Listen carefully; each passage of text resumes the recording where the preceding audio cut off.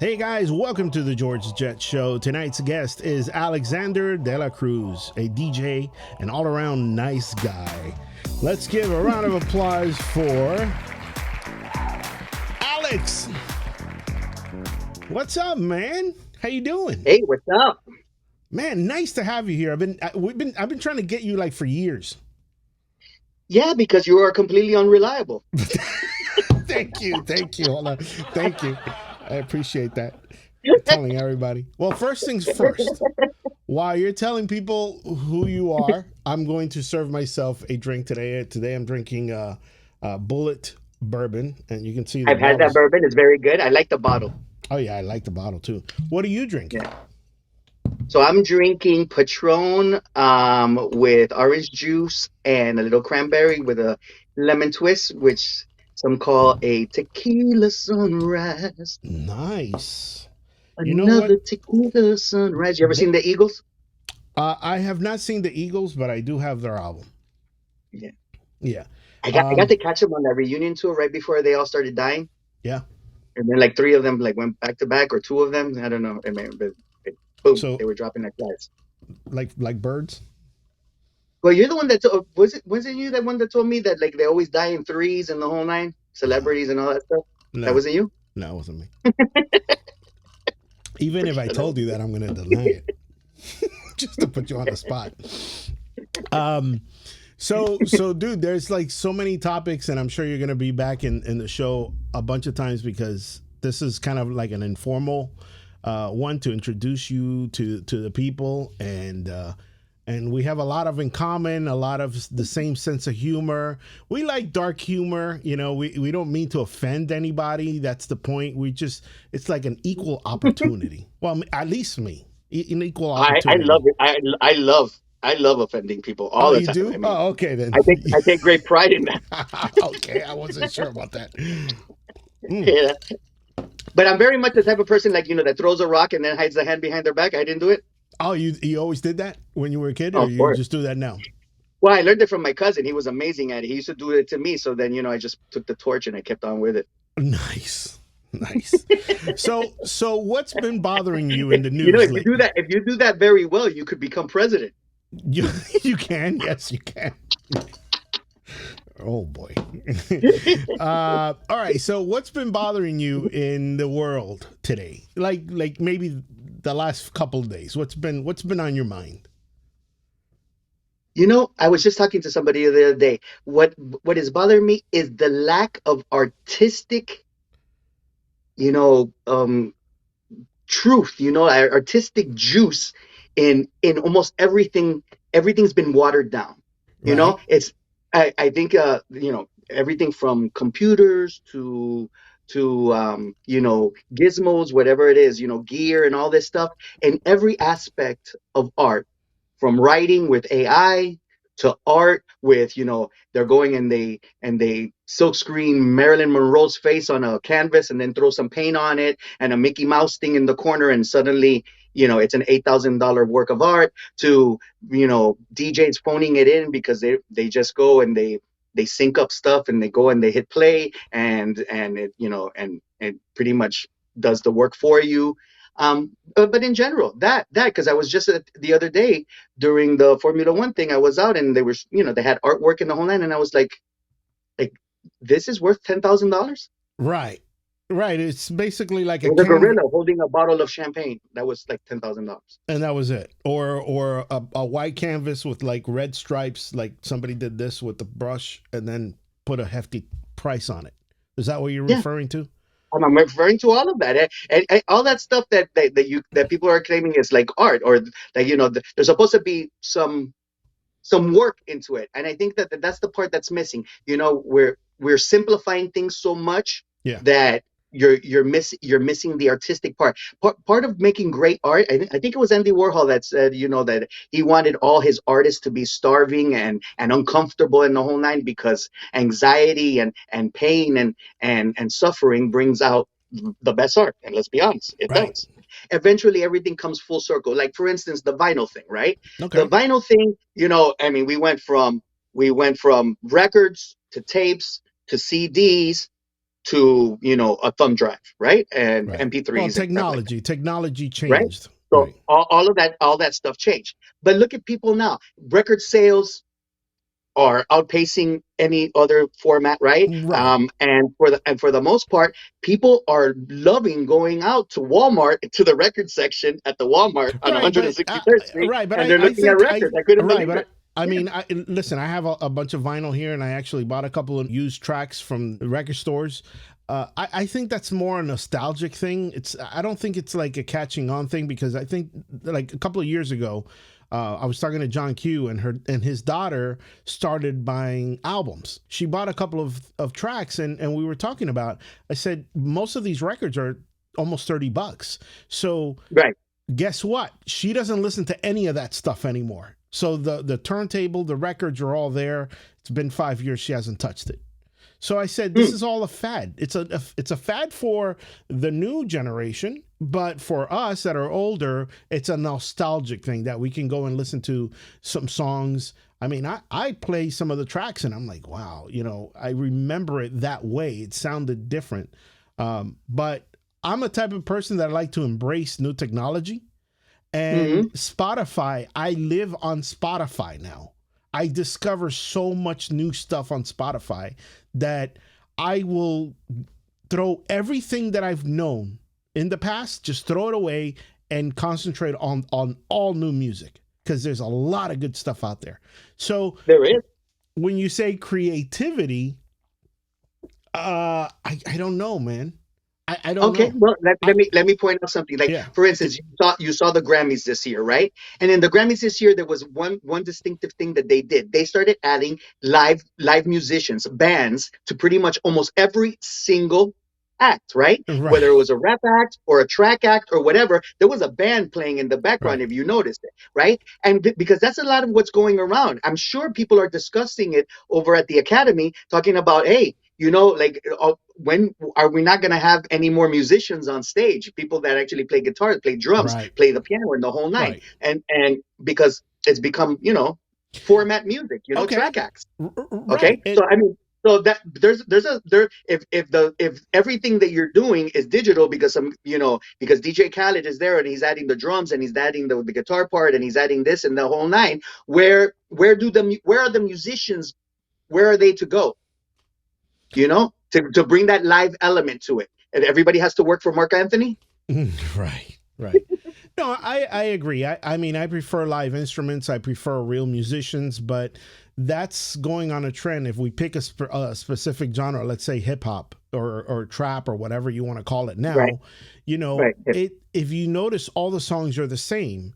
And the reason they're the same is because what I think is that one artist created this beat and they're like, wow, this guy out of his bedroom, he created this beat. He became famous. Now he's got millions of dollars. I'm going to create something similar. And Right. then You stay in the format. everybody's doing the same beat, the same thing. They're not sampling anymore. If you notice, sampling is gone. They're not sampling unless it's The Weeknd or somebody really high end like Kanye West, or which I still love, Of course. and all those They can't people. sample. Right. They They can't can't sample sample right because they now don't know. because the Right. tracks are selling for 99 cents a pop. The labels are not going to pay for the licensing rights for you to go and use Nile Rodgers' guitar part from Correct. the peak. So you get yourself, Ableton or Logic or whatever program you want to use. You use what's built in, or now you can go to AI and say, make me a beat. It makes me a beat. They go in, put auto I tune haven't or seen whatever that they yet. That call would it. be amazing. What's that? I haven't seen that yet. Have you seen AI make a beat? Yeah, absolutely. Absolutely. Oh, But it's cool. You can tell it to do different things and it creates a really damn good beat. The other thing that I was talking to John about, the AI for voice, it's become, it went from like, within 6 months, it went from like 50% to like 88%. It jumps so good where, as you know, Kanye West and Drake have an AI song that they never sang. If you hear the Drake portion of it, it's him. It's really good.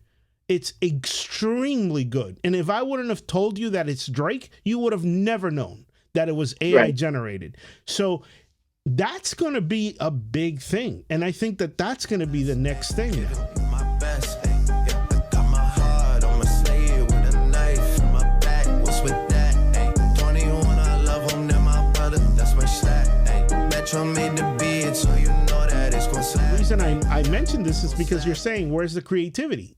If I can just go in and write my rap and throw it in the chat, and the chat spits back the lyrics already made and sung by whoever I tell it to sing it, why do I have to be creative? True. That's true. I don't know, man. It seems to me like if the person, you know, wants to set themselves apart from the other people that are out there, which is what most artists think in their mind. You know, my music is different. I'm not, you know, I'm one of a kind, whatever, my uniqueness, my talent, this and that. Then why would you settle for trying to mimic the art of others? You know, I mean, sampling is one thing, but you know, nobody's sitting down there and trying to actually sound like James Brown. You know, do a whole song where they sing exactly like James Brown. Right. But again, if we're referring to hip hop, then obviously we don't have a James Brown style. The only one that can come somewhat close would be Anderson Bruno .Paak. Mars or Anderson .Paak. Yeah. Right. Yeah, But then again, those are real musicians. Boom. You see what I mean? So yes, I took you there. you did. A real musician could definitely change it. Those are a real musician. But I mean, that's because not when you hear this artist like that girl, her or whatever, you know, when they come along, immediately you take notice because you're saying, "Holy crap, that's like, you know, that's somewhat, you know, that's real musicianship." Immediately you can tell the difference between that and the rest of the stuff that's going on. And I don't know, that continues to be the quintessential part of music. You want to see creativity, you want to see artistry, you want to see those qualities, and anything else besides that is, you know, it's filler music. It's what they're playing between the commercials on the radio station just to fill up time. So just to touch on that, like say for example, hip hop, the new hip hop that's on the radio, there's only like 5 tracks that I play right now, and that's it. Really? So yeah. And I don't play it because the music is just not, I don't feel it. As a DJ, I don't feel it. So what I'm doing is I'm finding artists on Spotify that are hip hop that are really good. And I play those tracks, and I'll make a list and I'll put it on the bottom of the video of the new tracks that I'm listening to. So if you guys want to hear it, you can hear it there. Like I said, I live on Spotify now. I think the Spotify thing is weird though, you know. I mean, it's nice and everything that you go and, you know, you play U2's With or Without You, and then suddenly it's playing, you know, Psychedelic Furs and Depeche Mode and The Cure and blah blah blah, and blah blah blah. That all follows in that genre. But then you got kind of, it's I feel that that's the same thing as, you know, Facebook and all these things where you only get exposed to the things that you like, you know. So you live in the bubble of the world of the music because you picked one song, and now it's going to show you all the other 200 songs that sound exactly like that one song. So where is there the sense of exploration? You're going out of your way to do that. But the regular listener goes and puts Bob Marley. No. Right. And then the whole afternoon is Bob Marley and Peter Tosh and Third World and the whole nine. Sure. Right. And that's hopefully if they even get that much selection. I don't know. Right. I don't listen to Spotify. So what I do is I pick an artist, and I pick an artist that's not popular. That's number one. You can't go and type Bob Marley because then it's going to do the Peter Tosh and all that, like you're saying. If you pick an artist that's not Bob Marley, pick a different topic or a different artist, then from there it'll shoot you other artists that are similar to that. So in the EDM world, I have lists there, man. I have lists there that you can go through that list, and you won't, most of the music, you're not going to know what it is. And you might like it. And you might like it. Now, if you type in, like you're saying, you know, I don't know, like normal people do. If you type in they just want to hear, they pick Jennifer Lopez or Shakira. Jennifer Lopez, and then the rest of the 1 hour is everything that sounds like Shakira. Yeah, but don't do that. That drives me nuts. Right, of course, it's going to But drive that you nuts. person happens to make up probably what 80%, 90% of the platform's users. Mm-hmm. Very few of the users are actually there, I'm sure, going out and really digging into going and discovering new music. They kind of like put it on cruise control. Right. And that's the same way I tell people, if they're playing at a pool or they're playing in a commercial location that doesn't require a dance floor. Now I'm talking about DJs. Why are they playing the same shit that they've been playing forever? Why aren't they playing newer tracks? Because they're not discovering anything.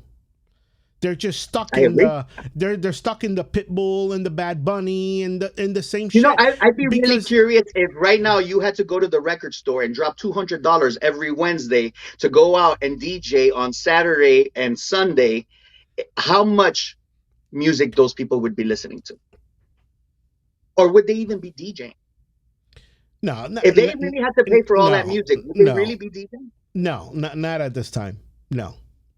How much did you used to spend a week on records?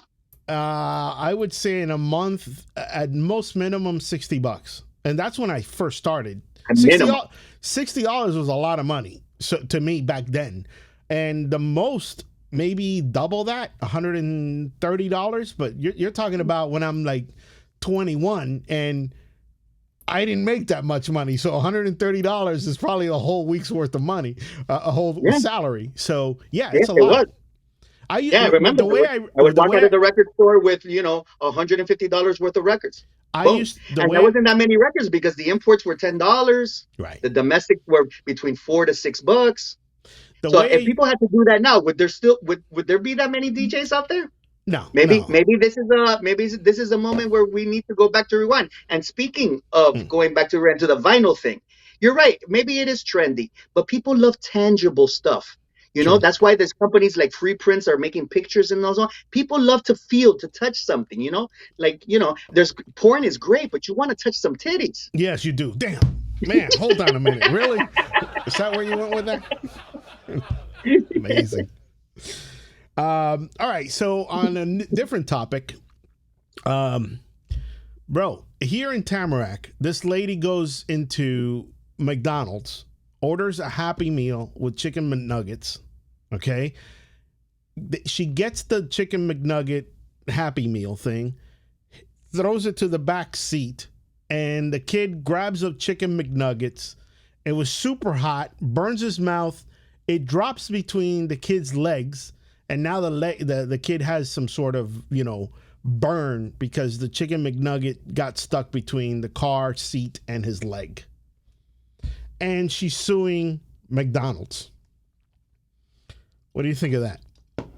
Well, didn't like a few years back somebody bought a coffee from McDonald's and they burned their mouth and the whole nine and they sued and they won, right? Yes. I'm pretty sure this is a branch off that tree. Immediately she called an attorney, Yeah. 1-800-CALL Robert. We need a song for that. We need that song in there. I don't have that. Tell Robert. Injured, pain, need help? Call 1-800-TELL-ROBERT. I'm Robert Fensterside. Have you been injured, are in pain, and need help? Tell Robert. And remember, you can tell Robert anything. Person, not an attorney. That's the catchiest one right now. I like that one. Yeah. The laughter's a little bit delayed. But I think if she can get paid from that, I mean, more power to her. I mean, who am I to stop you from going and suing somebody? And the attorneys are out there and willing to do it because hey. And you're right. And the way, I mean, I guess I'm looking at it in a different way. Yes, you could make money off of that, and if I happen to fall in somebody's establishment, or maybe I shouldn't say that, The cat's out of the bag.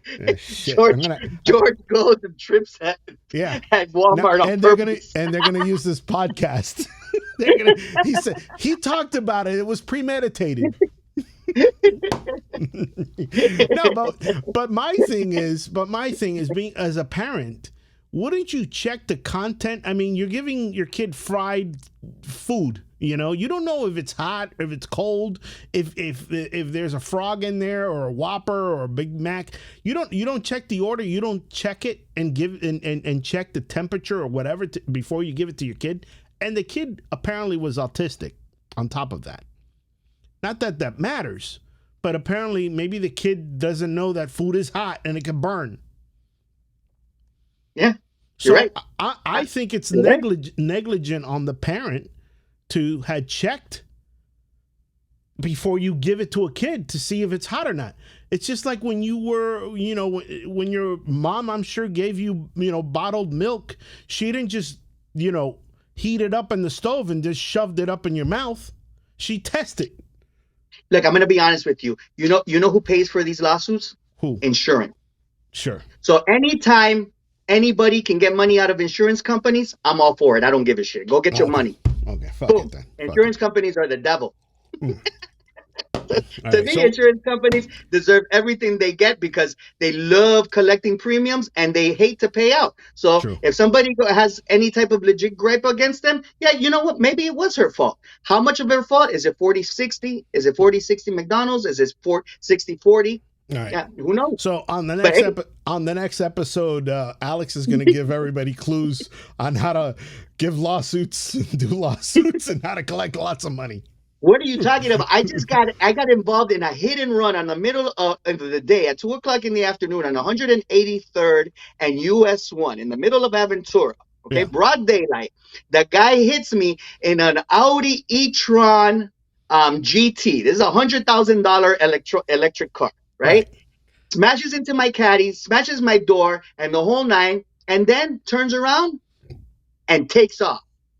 Wow.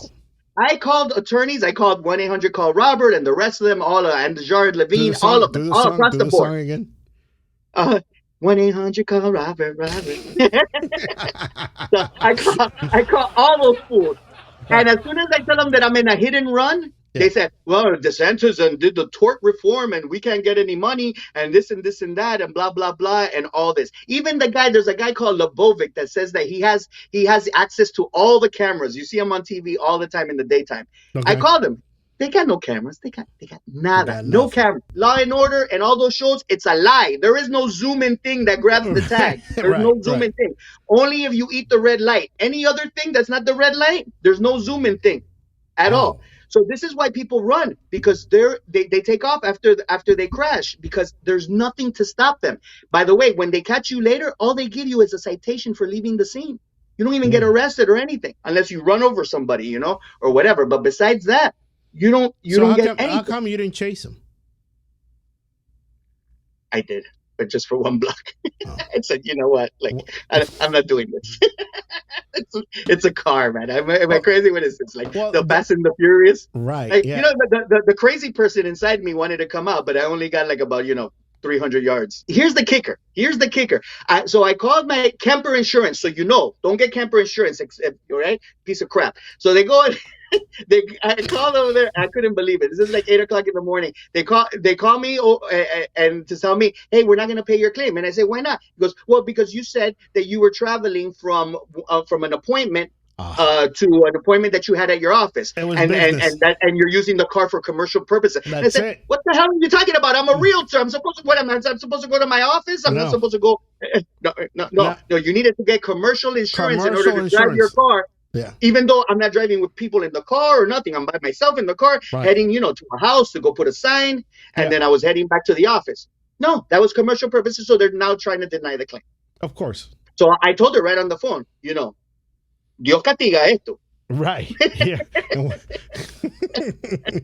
Y me cocó. La hueputa me cocó. Dile que le vas a tirar un poco de santería para que tú veas. Tell him you got a Cuban guy in Miami that's going to do some santería on him. Oh, no, but I actually do. Yo me tiro para allá, para la 49. Hay una botánica ahí al lado de Vicky Bakery. In front of my Lander Park. Oh, you know exactly where it's at. I know that one too. Oh my God. So agarra ahí 3 huesos de gallina, los tiras en el piso. Yeah. Send her a white dove.